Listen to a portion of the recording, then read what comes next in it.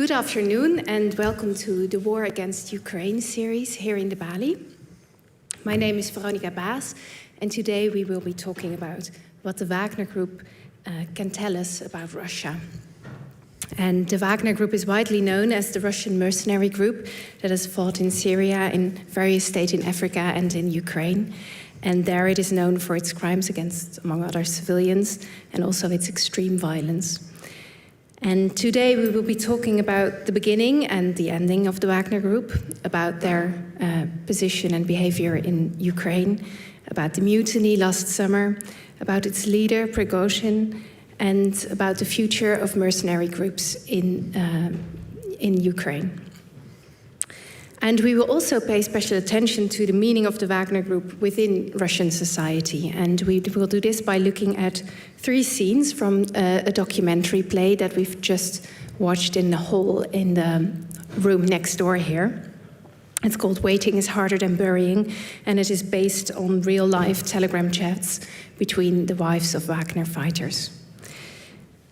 So that's what we will do today. I'm happy you all are here. I'm also happy that I'm joined by experts that I will introduce you to.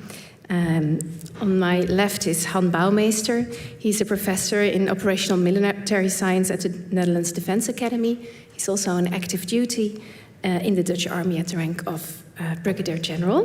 Welcome. He earned his PhD from the University of Utrecht, focused on Russian deception methods in conflicts. And next month, a book will come out in which you wrote a chapter on Wagner, right? Yes, that's right. So I'm glad you're here. And on my other side, I have a huge echo. Is that correct? Or okay, or just me? Okay, then I'll continue.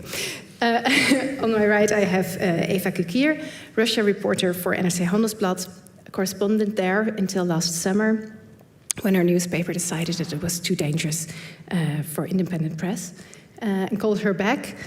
And also writing a book on the origins of the war against Ukraine and also on the role of Wagner there. I'm also very happy that you can join us. Thank you. So if I may start with you, the Wagner Group has become this personification of evil in the war against Ukraine. What did they do to earn that reputation? Can you introduce us to them? Of course, I will try, because I think one of the most important things to know about the Wagner Group is that we know actually very little about what's really happening within this group, how it's organized. There have been, luckily, quite a lot of investigations done by international, European, American, and also Russian investigative journalists. So we do have this information. We also can say something or know, we do have the information about the biography of the founder of Wagner, which is Mr. Yevgeny Prigozhin, who is a businessman from St. Petersburg. But it's bits and pieces, and I think it will take quite a long time. I'm also interested to hear your opinion when we will be able to stitch all these pieces together to make, the really comprehensive story, especially also when it concerns, of course, the war in Ukraine and the war crimes that Wagner soldiers are being accused of. And to answer your question, Wagner soldiers or formations have been in active battle in the Donbass, in several big battles that we know of, like, for instance, Severodonetsk or in Lysychansk. The best known is Bakhmut and Solidar, the salt mines, where Wagner was very, very active and taking the lead in the battle against the Ukrainian army. But because it's a very secretive and very mysterious group, and it actually, for a long time, it didn't exist, we know very little. Something else that they are known to have been organizing was in January 2022, Wagner formation, a smaller group, very small group, was tasked with the assassination of President Zelensky in Kiev. As far as we know, there were 3 attempts, obviously and luckily Mr. Zelensky survived all 3 of them. And the last thing that we know about the Wagner Group, and I'm sure that you have more detailed information, is that they were also participating in the massacre of Bucha, which we all probably know is the massacre of innocent civilians in the town of Bucha near Kiev. And how we know this, I mean, there is direct evidence. There are videos that were uploaded by Wagner fighters. There's communication, as we also saw in the great theater piece that we just saw. And there's a lot of circumstantial evidence. Yes. So when we think about mercenaries, I think about people who are in it for the money, not necessarily because they support the war. Is that also the case with the Wagner Group? What do we know about their mentality? Partly, yes. It's personal gain, of course, to earn a lot of money. But on the other hand, there is a kind of code of conduct within the Wagner Group which says that there should be loyalty to the Russian Federation. So that makes it that all the things they do, there should be an interest for the Russian Federation and for the Russian authorities. Yes. Yes. So if we were trying to understand how that loyalty to the Federation looks like what is their ideology? Well, the first, I think, big chunk of ideology is money. It's profits, it's looting, it's stealing, it's spreading terror. And we know very little about the motivations of Wagner soldiers because we cannot just talk to them. It's completely illegal. It's very dangerous. And Wagner traitors are people that are accused of treason within the Wagner Group. They are usually executed, and we saw some very gruesome videos of that. So it's very difficult to know what drives them. But there's one, I think, very interesting and very insightful documentary. It's a French documentary which was aired last year, and it's also translated in Dutch. And there is a Wagner soldier, a former soldier, who was a convicted criminal and who came to work with Wagner for money, and he said something about the ideology being also a very important part of it is helping the President Putin, helping the Russians to reinstall the great empire to its nationalism, patriotism, and to fight the West, and to fight Western dominance in the world, and to reinstall not the Soviet Union, it's not like that, but reinstall Russian greatness. And that's something I think for us it's very difficult to understand, but it comes also, of course, from the fall of the Soviet Union, the big trauma in society, and many, many other factors. So if I had to summarize the ideology of Wagner, it's money and it's patriotism, nationalism. Yes. Yeah, I fully agree. I don't think there is a separate ideology within Wagner. It's more about the interest of the Russian Federation. And as far as I know, Putin is interested in not the entire Ukraine, not so much the western part, but it's the central part, the eastern and the southern part, which makes Malorussia and Novorossiya. And that's part of what he thinks should be included in the total Russian Federation. Actually, he's talking about Russian Empire. And that makes it so important for all the Russian soldiers, but especially for Wagner. That is what Wagner is fighting for. And of course, on a personal level, it's money. That's it. Yeah. Yes. I spoke. I didn't speak to Wagner soldiers because, as I said, I mean, it's first of all, it's impossible. Secondly, it's super dangerous. When I was working in Russia, but I did speak to soldiers of the Russian, the regular Russian army, as far as I could, and also to relatives of soldiers. I went to funerals secretly of Russian soldiers that were buried in closed coffins and in Siberia. So I have some first-hand information, and what people drives in this war from the Russian side is that they believe, and they're being told by the propaganda, that Russia is attacked. Russia is attacked by Ukraine, but Russia is also attacked by NATO. And I think that's something that we are here not fully, still maybe not fully aware of, the level of to what extent Russians in many parts of society are being trained for many years to believe that NATO and the West are attacking Russia and that Russians have to join the army to defend their country, to defend their women and children.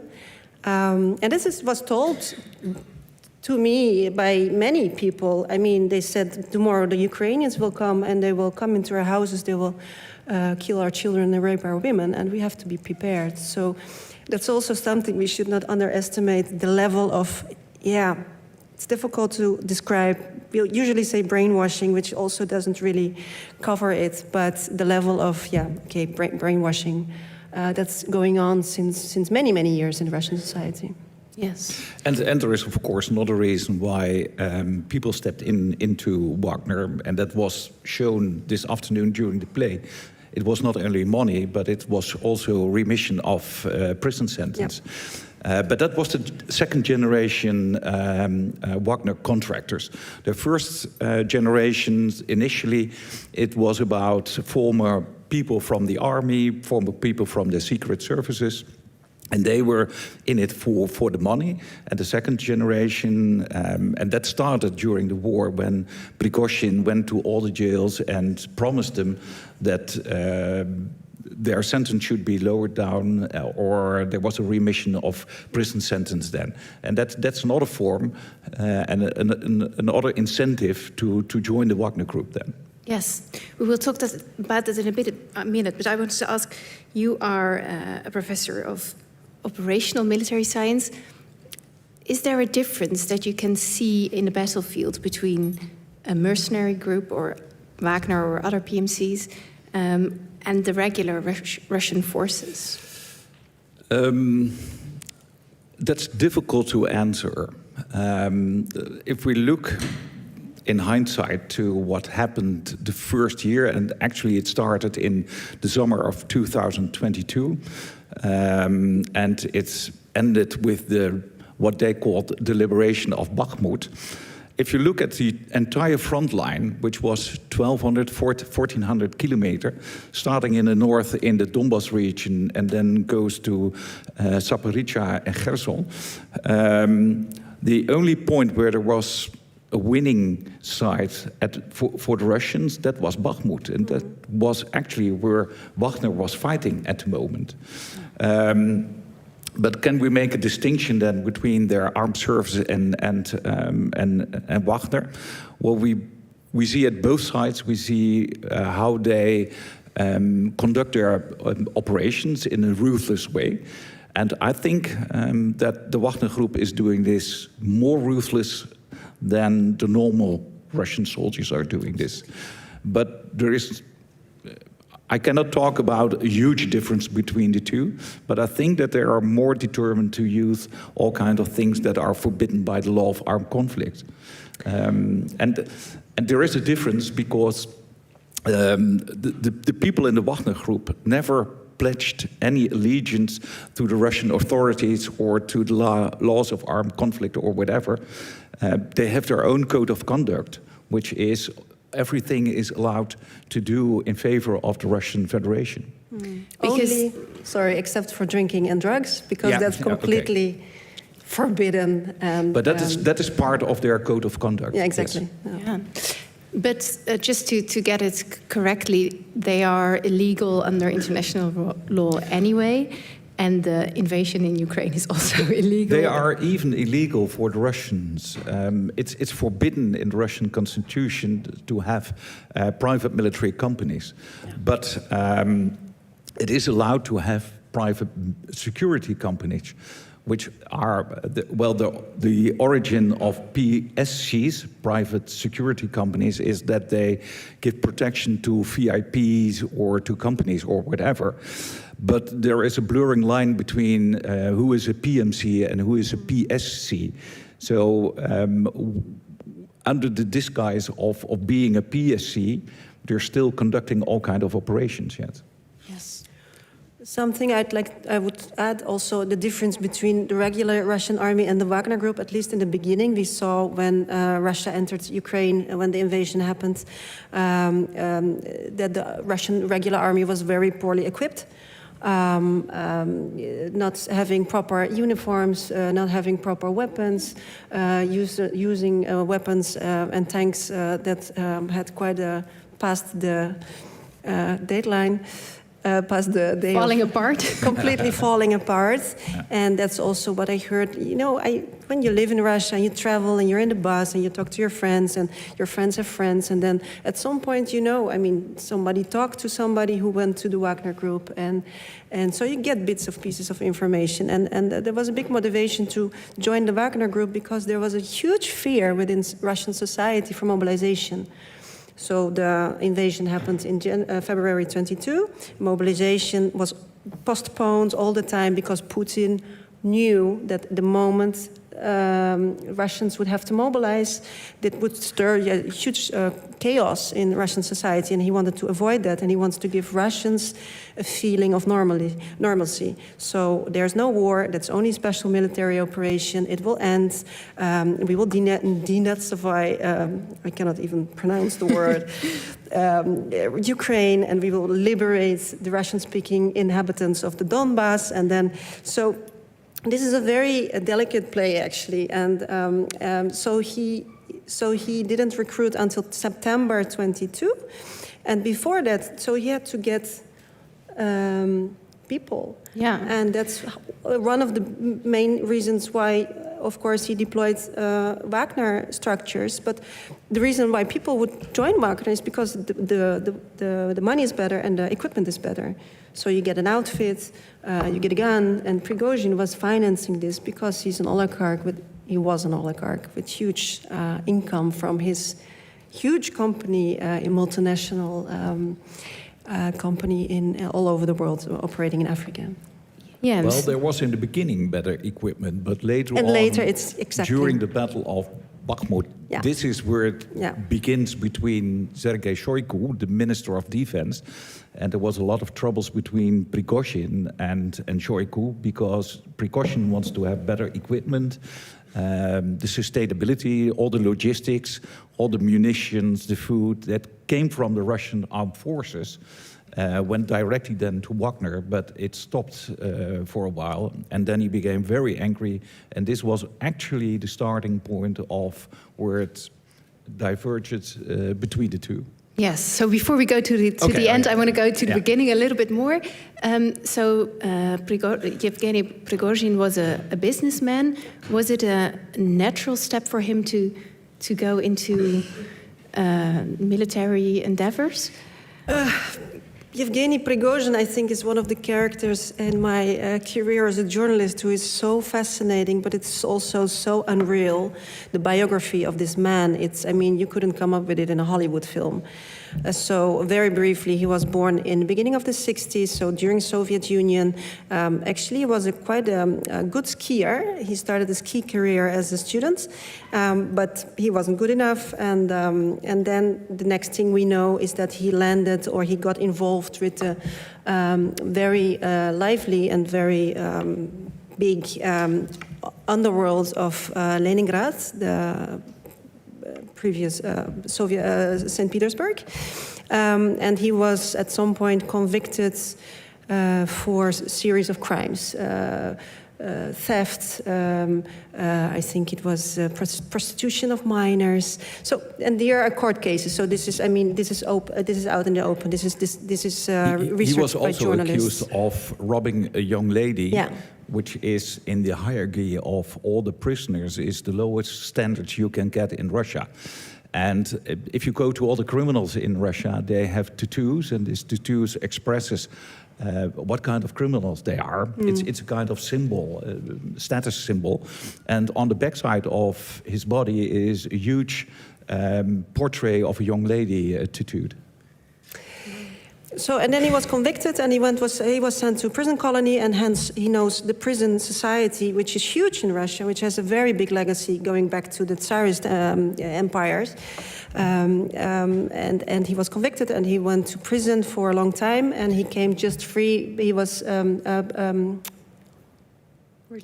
released. He got gratie, sorry. Pardoned. He was He was pardoned Yes. just before the fall of the Soviet Union, and then he started a business when he got out in Leningrad as a cafe, a kiosk exploiter. He was selling hot dogs. He had at some point a supermarket chain, and that's evolved into a company that became one of the best restaurant exploiters in St. Petersburg, and that was in the 1990s.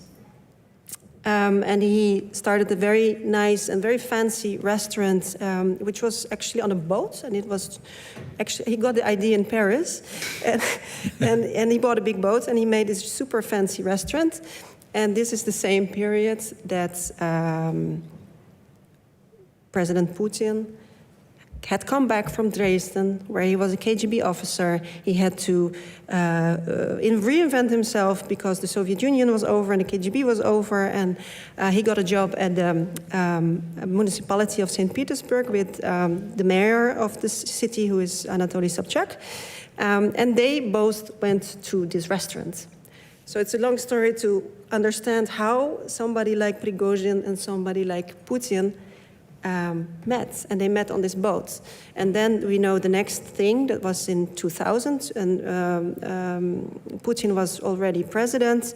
He started inviting heads of states that he received at being the president to this boat and to this restaurant. And we have pictures of that you see Prigozhin and Putin. At some point, he also celebrated his birthday on this boat. So he was actually quite a... There is a famous photo of Prigozhin offering wine to President Bush. Yeah. So he went with Bush and with Chirac, and also with the president of Japan. And so, and this evolved into a company, and it became bigger and bigger. And how this works out, I will be short here. 1995, he set up his company that we know is now the multinational that made him big. It's called Concord.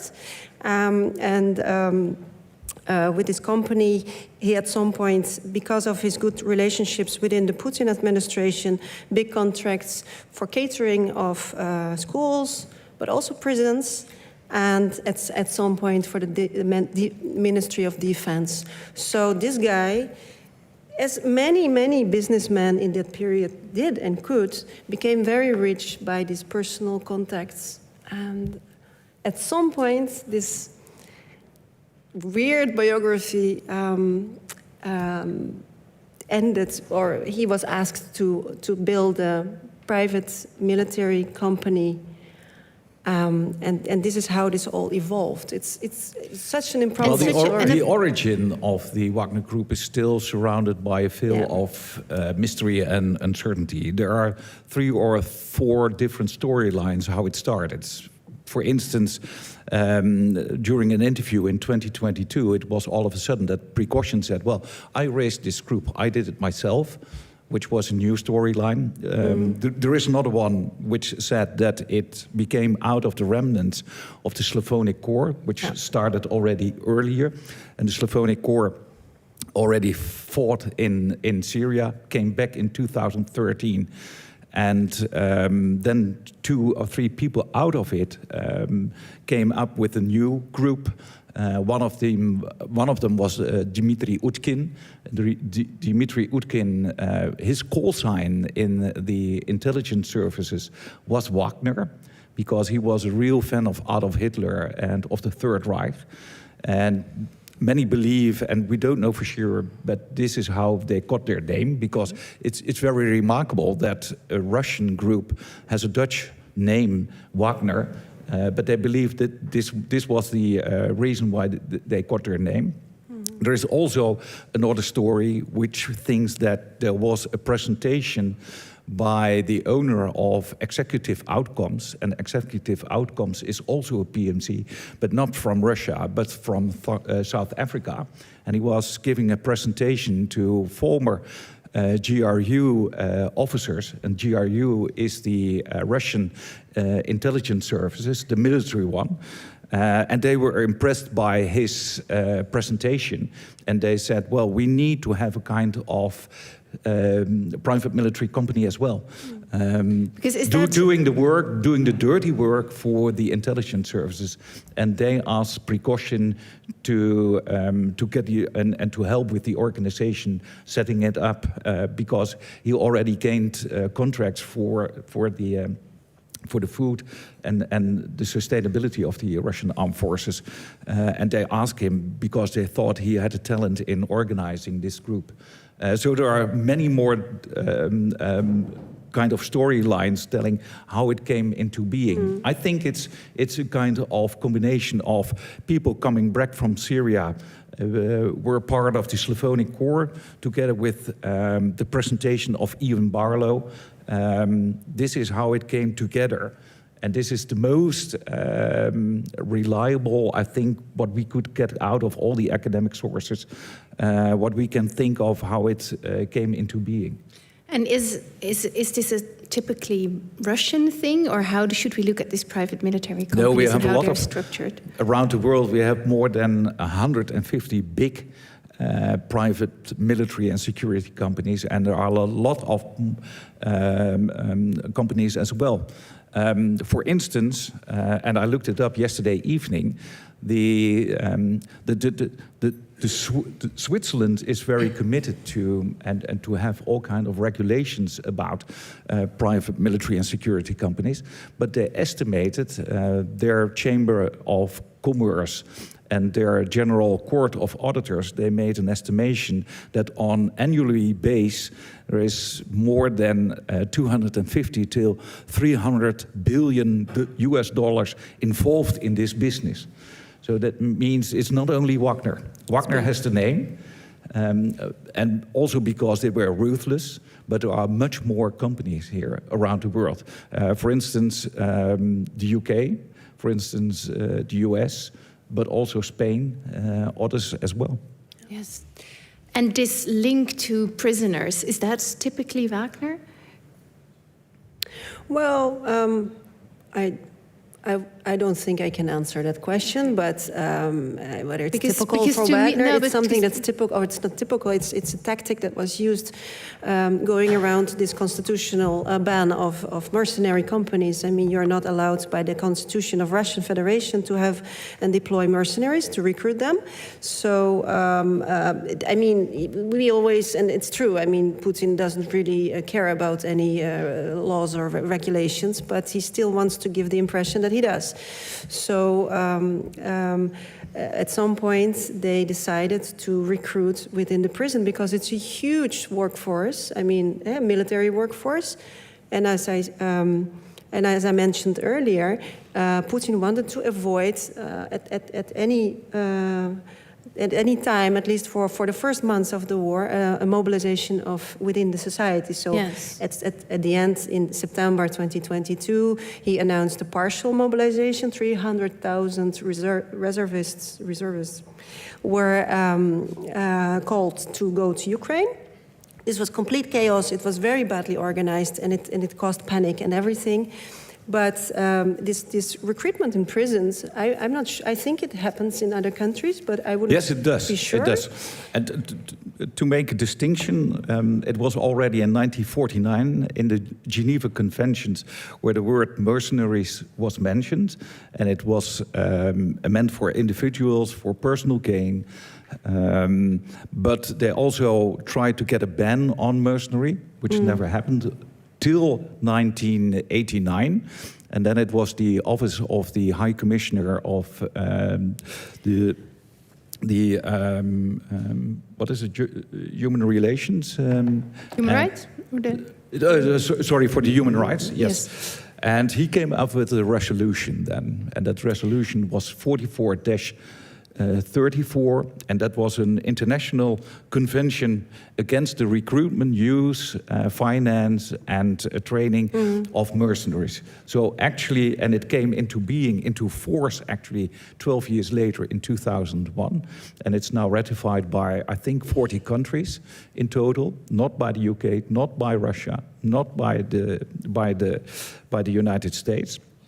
And later on, and there is also, we make also a distinction between mercenaries, which is more on an individual base, and between private military and security companies. And the International Committee for the Red Cross came up with what we call the Montreux document. And they make a distinction between the different states. There is what they called the contracting states. That's the states who are hiring PMCs or PMSCs. It's the territorial states. It's where the territory where the operations of the PMCs takes place. And it's also the home state. It's where the PMC is registered. And that's another thing for Wagner. It's very hard to find where they are registered. It's not even Russia. It's not Russia. In 2016, I think there were some research, investigation journalists who thought it was in Argentina, but not in Russia itself. So there is, in this Montreux document, there is this difference.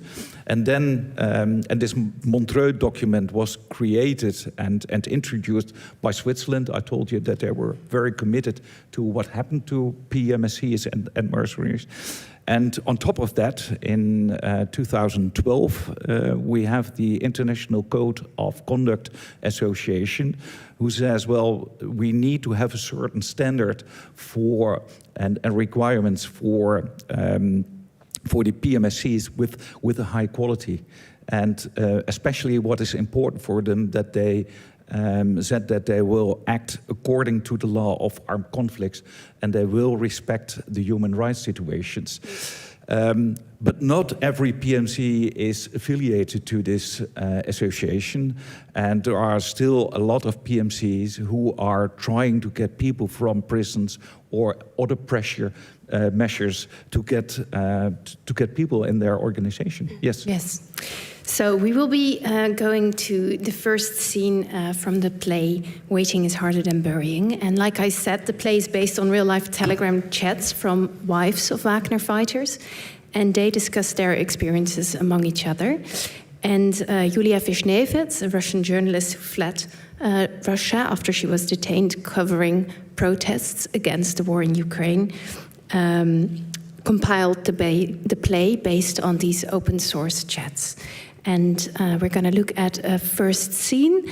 The Dutch translation is by Nina Targan-Moravi. And the actresses that you're going to see are Anne van Veen, René de Graaf en Teuntje Post.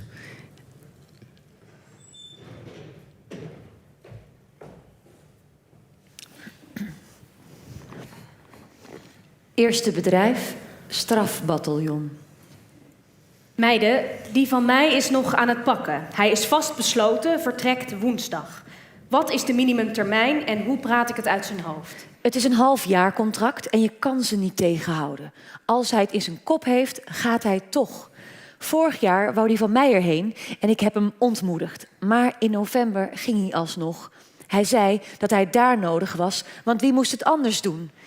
Ik ben trots op hem. Jullie moeten het uit hun hoofd zien te praten, zo goed en zo kwaad als het gaat. Mijn man is vanuit een kamp vertrokken. Ik smeekte hem, vond het niet erg om langer op hem te wachten. Dit was veel te riskant. Ik heb met scheiding gedreigd. Ja, ik heb ook met een scheiding gedreigd. Riep dat hij een egoïst was die niks om zijn gezin gaf. Als ik zeg dat ik geschokt was, en ik hoef jullie natuurlijk niks uit te leggen, dan heb ik nog niks gezegd. Ik zeg, wat moet ik nou? Moet ik je arm breken of je been? Hij is domweg vertrokken en sms'te me pas nadat hij het kamp verliet. En die van mij hoefde nog maar 1,5 jaar uit te zitten. Zo erg. Ik was 4 dagen van slag, net of ik slaapwandelde. Daarna heb ik het aanvaard. Het is zijn keuze. Hij wou zijn gezin helpen, ons trots maken. Je hele strafblad wordt weer blanco. Ja, die van mij is om die reden gegaan. Hij zei dat hij het voor het kind deed, zodat zijn verleden hem nooit in de weg zou zitten. Onze zoon wil namelijk bij crisisbeheersing en brandweerzorg werken. Ja, en ook voor het geld. om de hypotheek af te kunnen lossen. Ja, dat weet ik verder niet. Het kan verschillen. Ik weet alleen dat uit het kamp waar mijn broer gezeten had, mensen met artikel 131 niet werden aangenomen. Iedereen die zich aanmeldt is welkom bij de Wagner. Verkrachters, landverraders en terroristen kwamen niet in aanmerking. Die van mij zou in mei voorwaardelijk vrijkomen. Het was bijna zover. Ik zei, blijf zitten joh, ga er niet heen. Hij zei, onze zoon mag er nooit achter komen dat zijn pa gezeten heeft. Hij moet te horen krijgen dat ik gevochten heb en gewonnen. Die freaking patriot stelde mij 2 dagen voor zijn vertrek voor een voldongen feit. Bij haast iedereen die standaard teksten om jullie trots te maken. Ik kom heus wel terug, het is maar een half jaar, etc. Ik denk toch aan hersenspoeling. Ik ben tijdens het bezoekuur in huilen uitgebarsten. Toen ik vertrok zat mijn man al achter het glas. En wat ik echt killing vond, was dat enthousiasme. Alsof hij naar een zomerkamp ging. Mijn broer ging door het laatste bezoek van zijn dochter voor de bel. Zij vroeg hem om afstand van haar te doen. Ze wilde zich bij de politie inschrijven, zei ze. Ze zeiden het is defensie of detentie. Ja, gevangenen op hun gevoeligheden pakken is een makkie. Precies, ze worden op hun mannelijkheid aangesproken. Op gebrek aan moed. Zo van, jij bent toch geen loser, maar een vent. Over 6 maanden ben je thuis. Schuldloos, geld op zak, een nieuw leven. Het zijn vakmensen die ze ronselen. Ze drukken op de juiste knoppen. Nou, meiden, die van mij is heus niet bewerkt door psychologen. Eerst, toen het nog te doen was, is hij niet gegaan. Maar daarna begon mama te bellen met verhalen dat het halve dorp gemobiliseerd was. Dat er jonge jochies sneuvelden. En jullie volwassen mannen zitten daar maar te zitten. Ga je schamen. Niet alleen voor het vaderland, ook voor het geld. Ze hebben een gezin thuis, ze staan rood en er is geen werk. Is dat ook hun schuld? Eerlijk gezegd heb ik al mijn hoop op deze oorlog gevestigd. Ja, dat hij het leven leert waarderen als hij zoveel dood om zich heen ziet. Sinds ik hem ken zit hij al voor de 3e keer vast. Ik weet niet hoe het nu gaat lopen. Ik hou van hem, maar nog 1 misstap en ik ben weg. Ik verman mezelf en vertrek. Ze hebben het front gekozen omdat ze niet op een andere manier mochten boeten. Ze klampen zich vast aan die belofte van vrijlating, daarom hebben ze ook getekend, zonder de ernst van de zaak in te zien. Dat doet me denken aan de Eerste Wereldoorlog, aan de strafbataljons. Ze schrijven in de media dat het niet zo is, maar ik geloof ze niet hoor. Wat kun je iemand zonder speciale training in een kleine 3 weken leren? En ze dan voor de leeuwen gooien?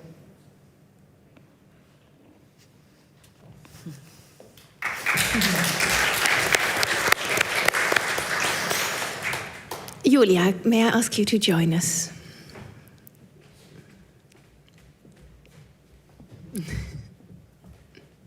Hello.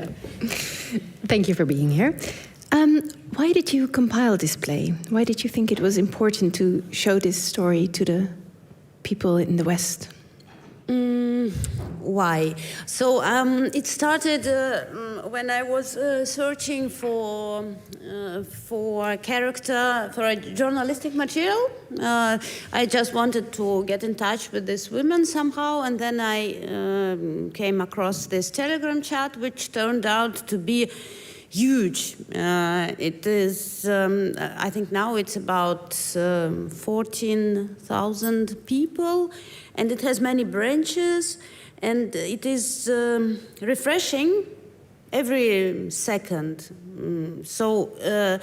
And then I discovered there's, as a journalist, I was very curious because there is very much interesting details that I didn't know about this world, like how they get information, how they get coffins, how they are paid, and how much, and so it was completely new information for me that they don't get this money officially, that they get everything in cash. So I was quite interested as a journalist and absolutely shocked as a human being because I felt this strange mixture of compassion and hatred because, of course, I must declare one more time that Wagner for me is really the absolute evil that destroys human bodies and souls also. And I have some personal reason to hate him because, to hate Prigozhin and Wagner because they killed my colleague Alexander Rastorguev in Central Africa, and he was a genius person, and I'm very, so it's, I mean, it was before the Ukrainian war, and from that moment I had a lot of hatred to Wagner. So then I started reading, and I was reading this chat every day and making screenshots, and like a couple of weeks I was busy only with this. Every day during all funny parties with friends, I was there. And in the morning, when I woke up, the first thing you take your phone, alarm sounds, and then I started to read it. And then I decided to organize this material somehow, and it turned out to the play turned out to be a good format for that, because it can you can put many voices into this. Yes. So some people find this play controversial because it is showing the sides of these Wagner wives. Why do you think it is important to show that? First, because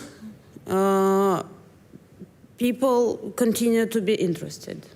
And as I mentioned today, earlier, each time I'm coming to some European country, or in Georgia, where I live regularly, I get I'm hearing questions about what is with Russia, what is in Russia, how is it possible that people let this war happen? And I feel responsible. In a very literal way, I need to give some response.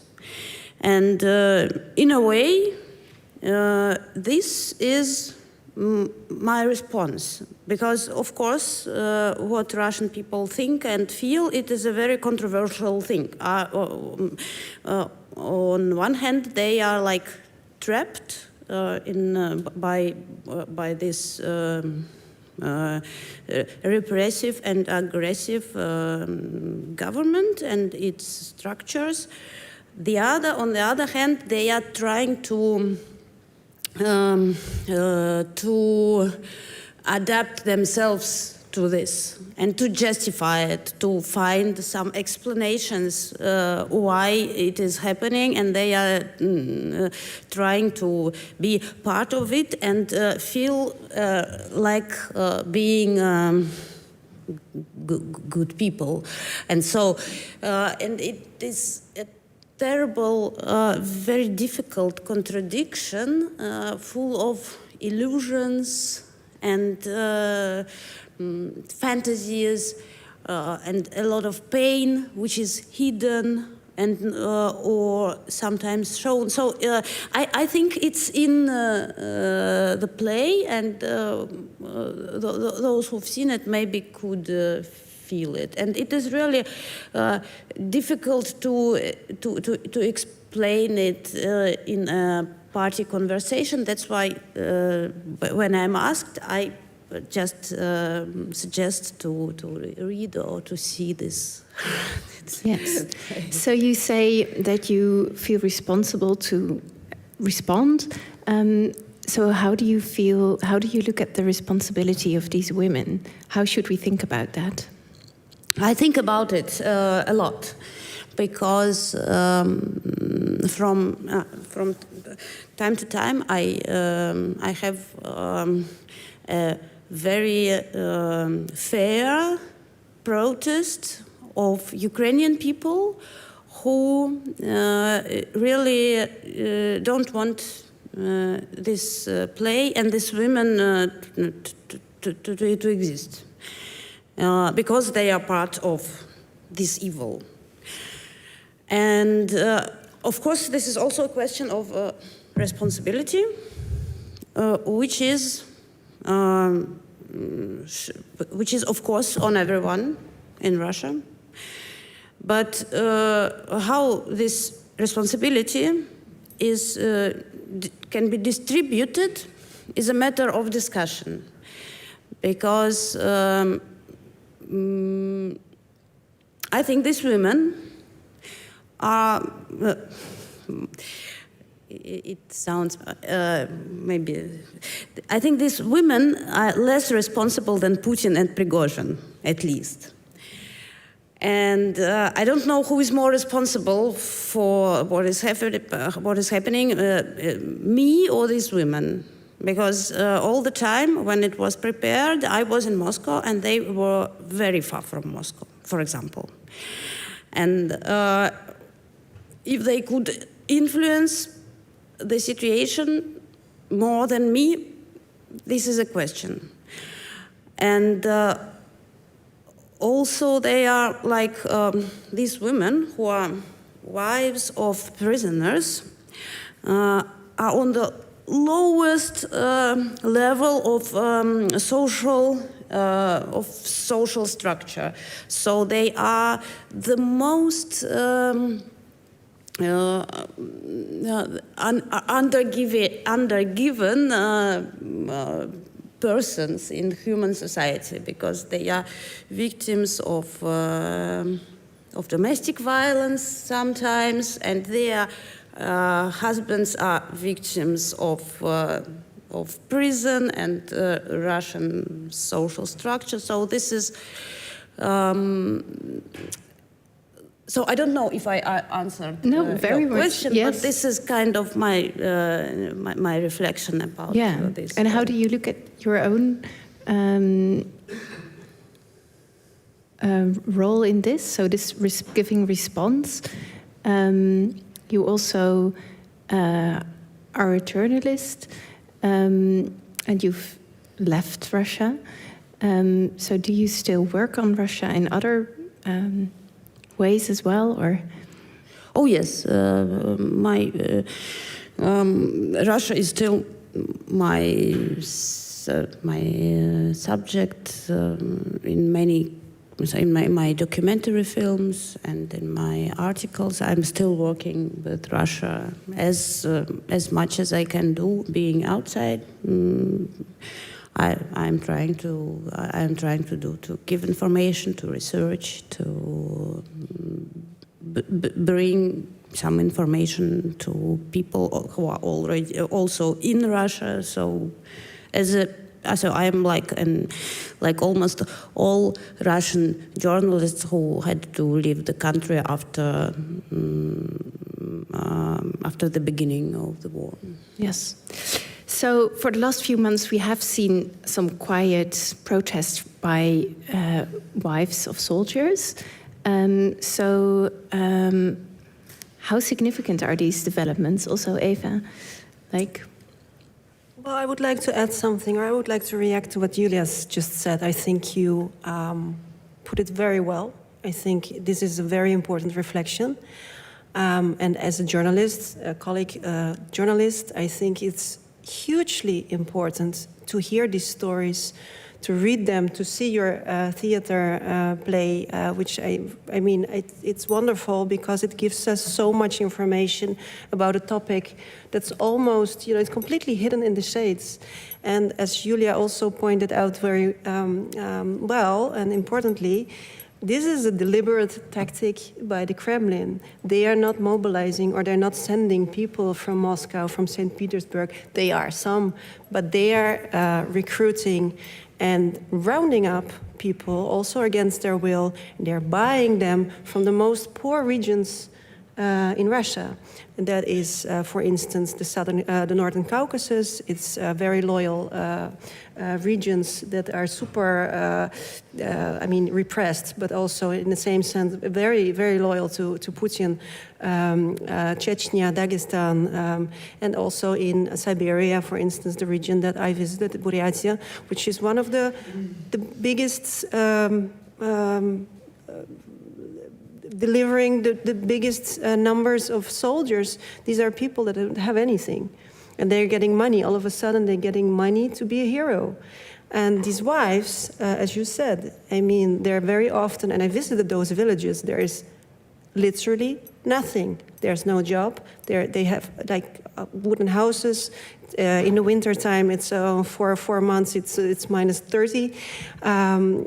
They are bereft by the Kremlin from the sources that they have in their country, so gold or other resources. And they drink. Alcohol is the only solution. And it's really, this is such a... It's such a sad and it's such a tragic and it's such a... this is the result of Kremlin politics.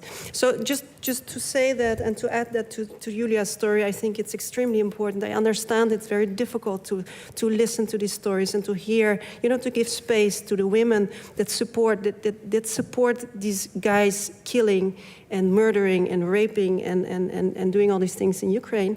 But it's also part of the story. And if we want to understand what's going on in Russia, and if we want to understand how we are going to deal with Russia in the next 20 to 200 years, because the country is not going somewhere else, I think it's extremely important to understand what's happening in this society.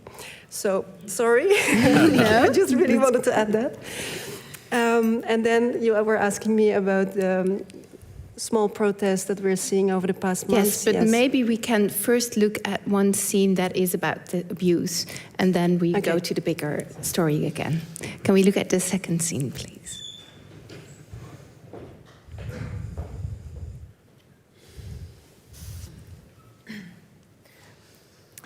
Zeg, over de thuiskomers. Hoe is het gedrag thuis? Hebben ze hun leven gebeterd? Hier is het hopeloos. Niks veranderd. Hij had beter in het strafkamp kunnen blijven. Mijn zoon is vandaag aangekomen in Penza. Alles goed. Het enige is, hij kan niet stilzitten. Ik zeg, ga rusten. Je hebt de nacht doorgehaald. Maar hij is de hele dag in de weer. Hij kan niet eens rustig eten. Dan gaat hij shoppen voor witte sneakers. Dan weer naar de kapper. Nu zit een vriend in de problemen. Moet hij die weer op het rechte pad zetten. Draaft hij daar weer heen. De eerste nacht kon hij niet in slaap komen. Na 3 slapeloze nachten. Nu is hij in coma en alleen omdat hij naar een aquapark en een badhuis is geweest. Hij slaapt nu nog steeds. De dag na de aankomst heeft hij bijna het huis afgebrand. Zag documenten van het kamp en ging ze verknippen en verbranden midden in de woonkamer op het laminaat. Er zijn nu sporen op de vloer en je ruikt het op de hele verdieping. Maar wij zeiden niks. Het is ook moeilijk, op je 20ste het strafkamp en de oorlog achter de rug. Hij wil drinken en stappen, maar we laten hem niet alleen gaan. Hij is driftig en heeft een kort lontje. De eerste 20 dagen kon niemand tot hem doordringen. Hij was eenheden aan het formeren. Hij brulde, nam ons in de houtgreep. Het was gruwelijk. De oorlog gaat door, maar nu thuis. Hij zuipt zich klem, krankzinnig gewoon, totaal de weg kwijt. Rent door de binnenplaats, graaft een loopgraaf. Sinds 5 april hebben wij geen seconde rust. Of hij is bezig loopgraven te graven of landmijnen te ontwijken, drones te vangen. 4 dagen lang waren we in de wolken, maar op de 5e dag bedronk hij zich met zijn maat. Kwam om 3 uur thuis, vernielde mijn auto met een sloophamer, sloeg mij bont en blauw. Ze vragen wel eens of oorlog mensen verandert. Helaas wel dus, en niet ten goede. Moet hij eens niet naar de kerk? Praten met een geestelijke? Het heeft heel wat mensen op het rechte pad geholpen. Er zit overigens haloperidol in de injecties. 1 prikje en hij is vertrokken. Haloperidol alleen helpt niet. Hij moet oplossingen binnenkrijgen. Hij moet thuis meer water drinken, zoutoplossingen, sapjes, bronwater. Het bloed is dik geworden door de uitdroging. Heeft u niet geprobeerd om met hem te praten? Maak een afspraak met een neuroloog. Dit is PTSS, prima te behandelen. Hij wil er niet aan. Er is al van alles voorgesteld. Afkikbehandelingen, psychiater, maar hij zet zijn hakken in het zand. Zonder drank gaat het nog, maar met drank op, zeker als het te veel is, slaat hij op hol. Echt kloten. Losse handjes, de kinderen in shock, akelig gewoon. Ze moeten het verwerken. Daar zijn ze niet aan toegekomen. Ze moeten zich al die dingen herinneren, herbeleven en loslaten. Ja, het is een tijdrovend proces. Maar zij hebben het heel moeilijk nu, naar mijn idee. Juist op het emotionele vlak. Schijt toch uit. Zij hebben het moeilijk? En wij niet dan?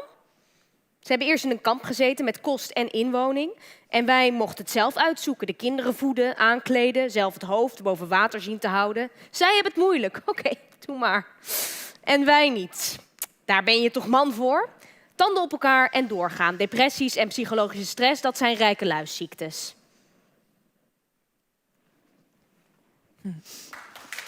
Thank you. So it's a recipe for disaster, isn't it? You have these people who are already convicted criminals, and then they go through this horrible war, and then a lot of them die, but a lot of them come home, and then they go back into the society. So what is that doing? Is that...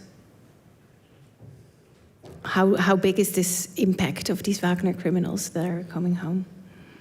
Oh yes, we see a lot of news during the last year that a Wagner fighter came back to his village and killed someone or beaten someone or robbed someone. But I don't think it should. It is a very popular discourse, like, oh, all these men are terrible. They are prisoners. You should let them be in prison instead of giving them freedom. But actually, I don't like this approach too much because this Russian law system is already for many years, many decades. It creates generally too many prisoners. It has been like this since the 90s actually, and definitely since Putin came. And there are very few justifying verdicts in Russian judgment, and there are many people who go to prison for some minor crimes, actually, and then the prison changes them too. Because it is proven many times that if a person spends more than like 1 year in this system, it influences the person, so that there is more chance that then the next crime will happen. And so it is everywhere. It is not only in Russia like this, but so Russian prison system is a whole world, and it doesn't. I don't think it is really a matter of Wagner or even definitely the war makes them even more cruel and aggressive and so on, like every soldier. But so that's why I really don't know how to comment on this news that Wagner. So this is a part of this whole system. Yes. Where war is prison and prison are very much together. Yes. Eva, to come back to my earlier question, we have heard some protests of wives of regular soldiers, I think mostly are maybe not distinguished to the Wagner Group. What can you tell us about that?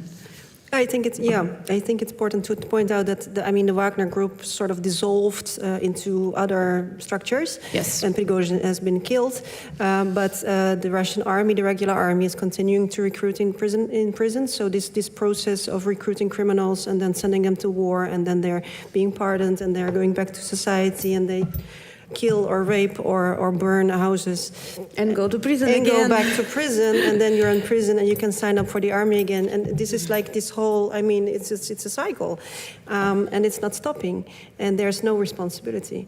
So it's important to understand this context. Your question about the women, we've seen that since September happening. In September 2022, there was the partial mobilization of 300,000 men that were sent to Ukraine, to the front. Of course, many of them have died. Many new recruits have come in. In September, the first small sounds of discontent, first attempts to group and organize themselves came from women that have, after a year of war, have not been able to see their men, or very briefly. And these men, they're sent to the trenches, and they're stuck. So these women, they organize themselves also in WhatsApp groups and Telegram groups. There's a Telegram channel that's called The Way Home, where many of these women, actually in the same matter as we saw in the play, talk to each other and try to support each other and exchange information, because it's extremely difficult to get information about your loved one, whether he's dead, where he is, because also we didn't mention it, but it's illegal to talk about it. It's censorship, and if you talk about, if you say the word war, it's already dangerous. So these women, they organized themselves in these groups, and there were also in many cities throughout Russia, and there were some offline, actual protests, women with small groups going with nothing, violent or outspoken, but laying flowers, standing with pamphlets saying we want our man back, which is already pretty risky in Russia. You can go to prison for whatever. So this was happening over the past weeks and months, and it poses a dilemma for Putin. Why? Because Putin is having elections coming up in March, and of course he will be re-elected, but this whole process, it's very delicate, so he doesn't want any problems in society. And these women pose a problem. Because how important are they in influencing public opinion? It's about voicing discontent, which is already something, asking your man back, and also holding a state accountable in a sense, because these women also, as we saw in the play, they're calling constantly to the Ministry of Defense, to all the recruitment offices, all the numbers that they can call to get splinters of information. They usually don't get it, and this is quite actually a strong protest. It's not big, it's not violent, it's not what we would expect, why the Russians do not go to the streets, because it's impossible. So it's happening, and it's already, in this completely repressed society, it's already something that is worth at least to follow, and not expecting this will, probably not start a revolution or something, but the state cannot deny them, cannot ignore them completely, because these women are also, it's women of war heroes. So Eva and Julia, there is also this unity of mothers of Russian soldiers. Yeah. It's a kind of unity which already emerged in the 80s of last century, during the Afghan war. This was what, back then it was a very strong movement, that it was one of that really stopped the Chechen war. Not only them, of course, but it was one of significant reasons. And but in the 90s, it was completely different. These women were really very brave and very crazy. They went to Chechnya to find the villages where their sons in the moment they would negotiate with the Chechen guerrillas to take out their children. So they were, and it was a very strong movement. And Chechen women sometimes help them. And also. Chechen women helped them, and it was. So I don't know how long it will take before. So what would need to change before we would see that now? I think so, because I cannot imagine one of these women going to Ukraine, trying to find. There were some beloved, individuals who did, and the Ukrainian president said to the women, "Come and get your man back." But this also fits in the bigger perception of Putin of patriotism, isn't it? Yeah. I mean, it's also a psychological mechanism to try to justify this whole horrible things that are happening around you. You cannot control them, you cannot influence them, and then you're telling yourself that at least your son or your grandchild or your nephew didn't die for nothing. He died as a war hero. It's very difficult to get through this super thick wall of disinformation and psychological, which is not like something specific for Russians or Russian women. This would happen anywhere. But I mean, it's difficult. We have to wait and see what will happen with these women. The governance of the Russian Federation, so the regional leaders, they have been told that these women have to shut up, no matter how. So either you give them money, or you threaten them, or you do anything but make them stop doing this, because we have elections coming up, and then probably after election it can happen a new mobilization. Yes. So you said we are not expecting a revolution, and in July of last year, or in June of last year, there was this thing that happened, and some people thought that it might turn out a revolution. It didn't, but we do have a scene from the last scene from the play that talks about that.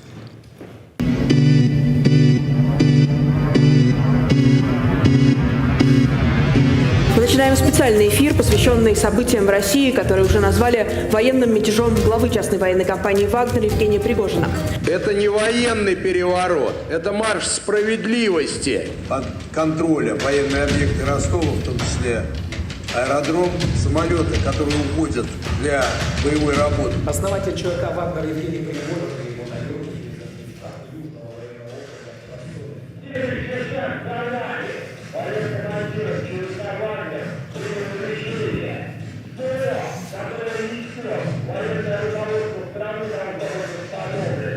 Пригожин утверждает, что свои военные будут рассорить и далее по Москву, если не добьются своих требований. Сейчас наступил тот момент, когда кровь может пролиться.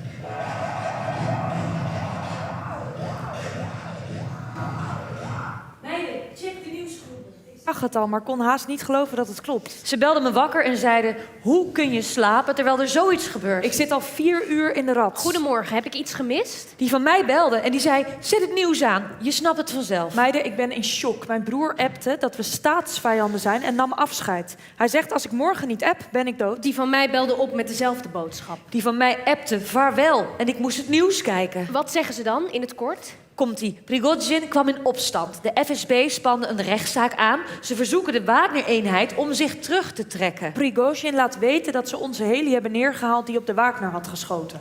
Waarom schieten ze in godsnaam op elkaar? Is de legertop nu helemaal van de pot gerukt? Zeg, ik lees net iets over een staatsgreep. Ik denk, wat bezielt onze jongens, verdomme. Ze willen toch niet in het parlement? Ik geloof niet dat ze hun eigen mensen gaan doden. Een neefje van me zit bij Defensie en zegt dat ze contact hebben met de Wagner. En dat ze goed met elkaar overweg kunnen. Ze maken zich per slot van rekening hard voor dezelfde zaak. Als moeder wil je ze allemaal op hun lazer geven. dwingen om vrede te sluiten en hun energie op iets productiefs te richten. Door die poppenkast van ze huilen er in het hele land moeders en bloedverwanten hun ogen uit. Nou, ik vertik het om tussen het ministerie van Defensie en Wagner te kiezen. Mijn man zat bij Wagner, mijn broers werken voor het ministerie van Defensie. Dat is je reinste mindfuck, sorry. Mijn vader is opgeroepen. Ik ben bang voor hem. Mijn broer zit bij Wagner en ook voor hem ben ik bang. Ik kan geen partij kiezen. Maak me druk om allebei. Iedereen heeft een gezin thuis die op hem wacht. Maar wat kan ik doen als vrouw die beide kanten steunt? In Rostov legde men Wagner geen strobreed in de weg. Ze zijn met open armen ontvangen. Mindef kan zo de stad gaan bombarderen. Dat laten ze niet toe, denk ik. Dat kan niet. Er wonen toch mensen? In Mariupol had je toch ook Russische mensen? Hebben we hier meiden uit Rostov? Wat is daar gaande? Meiden, dit is de situatie in Rostov. Het is een gekkenhuis. De supermarkten zijn leeggehamsterd, net of iedereen uitgehongerd is. Vooral de babushka's, de oudjes, die zijn niet te houden. De stad is afgesloten, treinverkeer is platgelegd. Iedereen probeert de stad te verlaten. Alle tankstations zijn leeggepompt, kilometerslange rijen. Benzinetrucks mogen de stad niet in. In het centrum staan de Wagner-troepen gestationeerd. Ze vallen niemand lastig. Er is een forse Ahmad-eenheid aangerukt, maar geen schietpartijen, geen herrie, alles kalm, terwijl de Tsjetsjenen al ruim een uur hier zijn. Vooralsnog geen kutsituatie wat mij betreft. Leuk is anders natuurlijk, maar paniekzaaiers die zijn er genoeg. Ik kan geen uitweg bedenken. Prigozhin moet kennelijk opgepakt en de bak in. En al zijn jongens ook, of wat? Dus die ellendige Bakhmut is voor niks geweest? Weet iemand de huidige locatie van de Wagner-groepering? Ze houden zich zo te horen al in de buurt van Lipetsk op. Ze zijn al bij Moskou. Vanavond laat belde mijn zoon op. Zijn stem trilde. Hij zei dat het met ze gedaan is. Als de Wagner Groep en het Mindef elkaar aanvallen, dan is dat broedermoord. Dat wordt een klotenzooi. Ontoelaatbaar. Meiden, mijn ziel scheurt doormidden. Heer, ontferm u over ons. Oké, ga liever slapen. Morgen wordt alles duidelijk. En echt slapen, hoor. Niet naar de chat staren. Morgen weer een nieuwe dag. Nieuwe ronde, nieuwe kansen. Oh, ik hoop vurig dat Prigozhin wakker wordt en zegt... Wat krijgen we nou? Ik lag te slapen. Wat is dit voor een flauwe grap?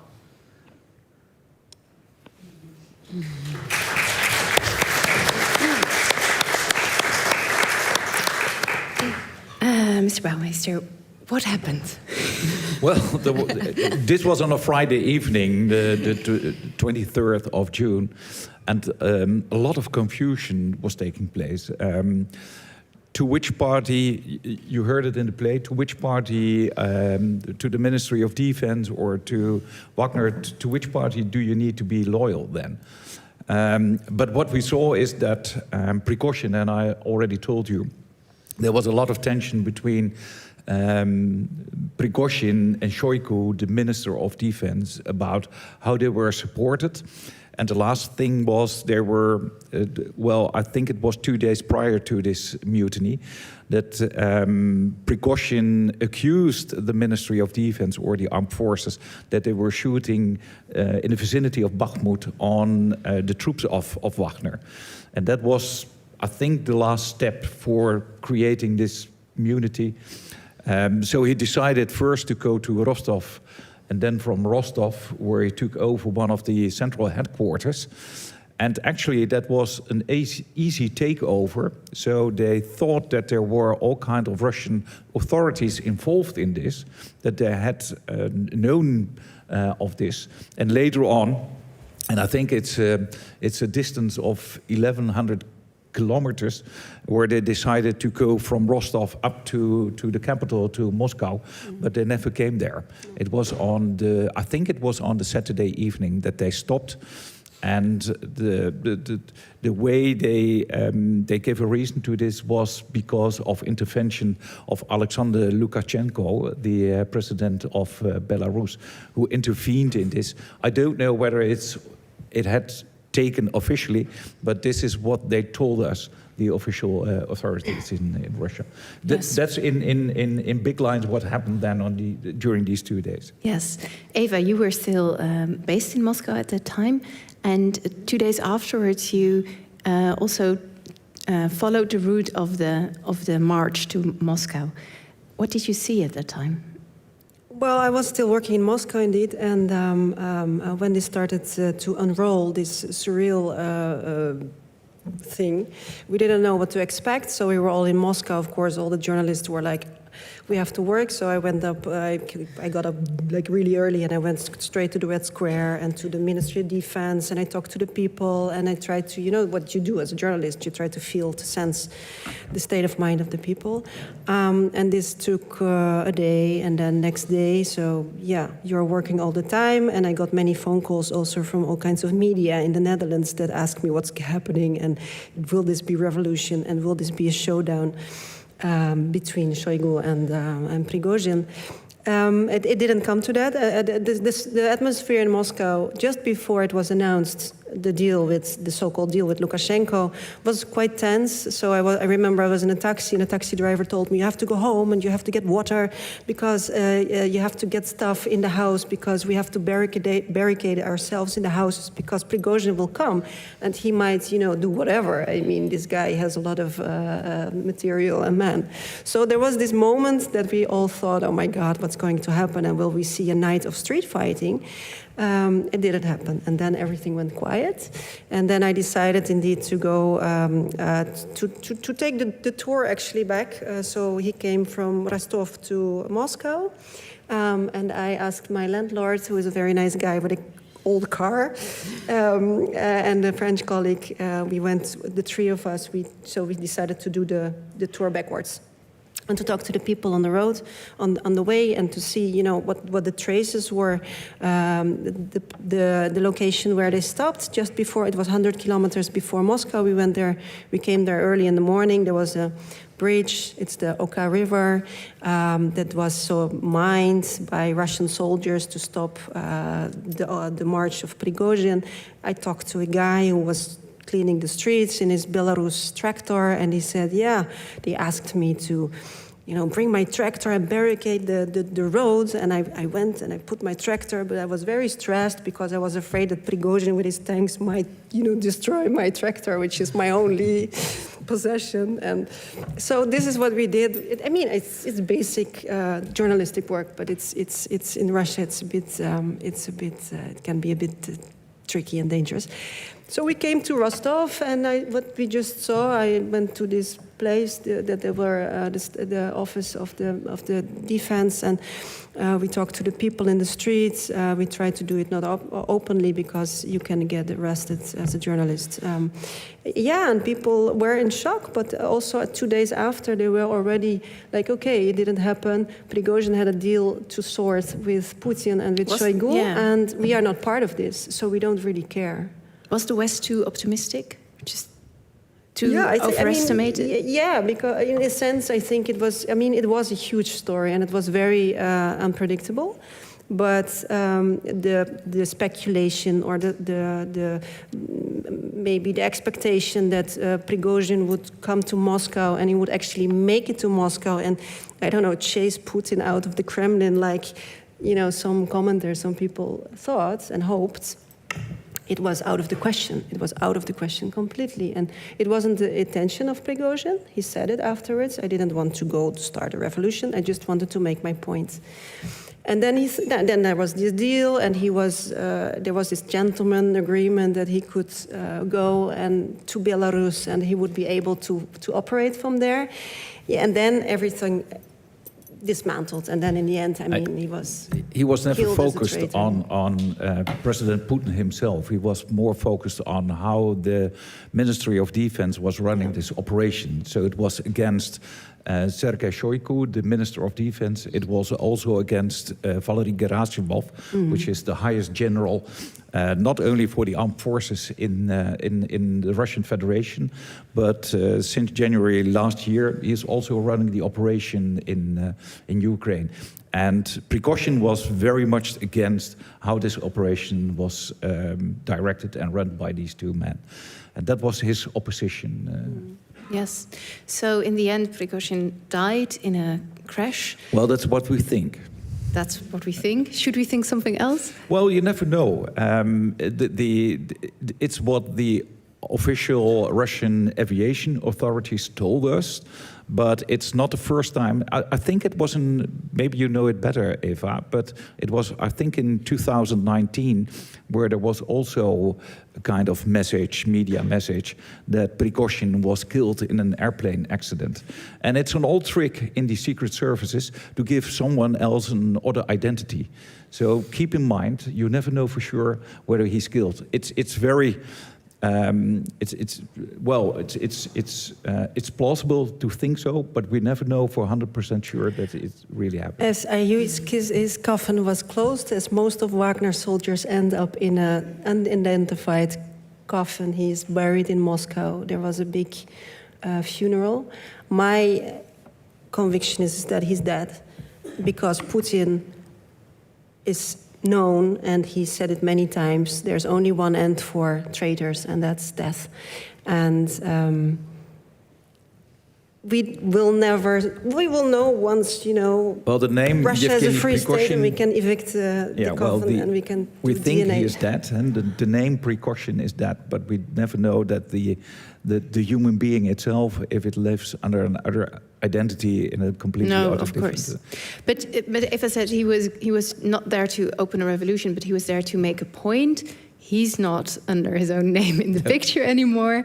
Did he make his point? Like, just to wrap it up, like, what is the future of private military companies in the conflict in Ukraine? Is there, this group is dissolved, but how is their role as well, big we as saw ever? the remnants of Wagner already after this, still fighting in Ukraine.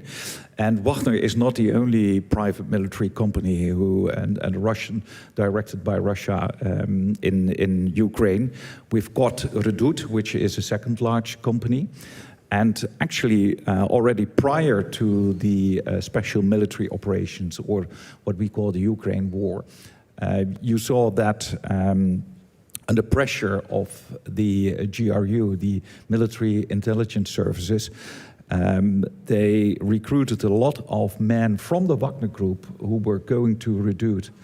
And this is also one of the probably... Competition between the private there companies. is a competition. And there is a big difference, because Wagner went very... well, it acted very independently. And that was not much liked by the Minister of Defense, where Redout is especially operating under the guidelines of the GRU, the intelligence services. So that's a big difference. And there is also, we don't know for sure, because in the beginning you mentioned the atrocities in Irpin and Bucha. It is attributed to Wagner, but we don't know for sure, because a lot of Wagner contractors who were already working for Redout, and Redout was deployed in this vicinity, but these contractors were still wearing the signs of Wagner on their uniforms. So we don't know for sure whether it's Wagner or not, or they were involved in this. Or another Russian private military company. I think We saw one thing, and which is sure, that they acted very rude and brutal. So it might fit in that they were involved in this, but we don't know for sure as well. We should maybe still look out for the name Prigozhin, because he has a son, Pavel Prigozhin, who inherited officially the Wagner Group. And we don't know much about him. I mean, he was in the army, and he is the last post I saw from him, because he has a Telegram channel. It was a post from Africa, greetings from someplace in Africa. So I think we will see maybe the name. We haven't even discussed the role outside. Well, the Ukraine. units of Wagner who were deployed in Africa probably are now operating under a new name, which is called Afrika Corps. I think it's very linked to Nazi Germany, but that's another remarkable thing. And yes, Pavel Prigozhin, and probably they become a part of what is called Rosgvardia, which is a bigger force, which was created in 2016, directly under the president of the Russian Federation. And which is very loyal to what Putin is willing and doing. So they are still private companies, but they are getting closer and closer to the Russian in Russia, state. yes. And for the rest of the world, well, It's a tendency that we see a lot of more commercialization of the battlefield, where we already saw that Elon Musk jumped in for creating communication means for the Ukrainians, where we saw that Microsoft and so forth are trying to help the Ukrainians. And it's a tendency we see more and more. And it's also applicable for the physical military operations then, where we have PMCs. Thank you so much. I think I'm going to the hall and see if there are some questions to my speakers. Is there anyone who would like to ask something?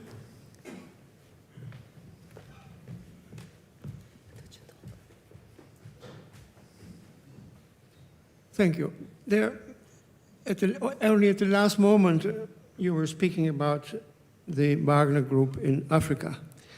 Well, I know from my work field that still recently they were still active in République Centrafricaine, Central Bangui, and in Mali, and in other countries perhaps as well. If they continue, whether it's under that name or Africa Corps, which is absolutely a German name, who would pay them? Are they directed still? Do they have get their directions and their money still from out of Russia? Another question, which is related, very small question. We saw that enormous building. What is happening there in that building? 20 floors. Eva, the you've center. It doesn't exist anymore. It is the Wagner office that was opened last year, and I went to visit it. This is the photo I took. It's like the public relations part of Wagner. It was supposed to be a center for the public where they can come and follow lectures about Wagner and do all kinds of patriotic stuff. There I met some journalists that are making disinformation that was spread on Prigozhin's media imperium. It was an empty building. I just went and I said, I'm a journalist from the Netherlands. Can you give me a tour? And they said, yeah, sure. So I got a tour, but it was empty. And now with Wagner being like officially eliminated, or partly eliminated. It's gone. I mean, it doesn't exist in that space anymore. But for the payments, I think it's partly paid by the local governments in Africa, because they are protecting the mining business and gold and diamonds and so on. But it's also still paid because the Russians do have interest in this. And it's also partly paid by the Russian authorities still.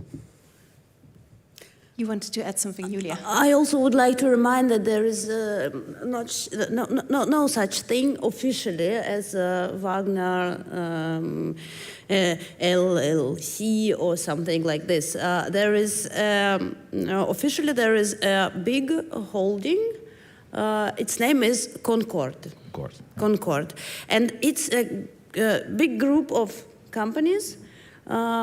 Most of them are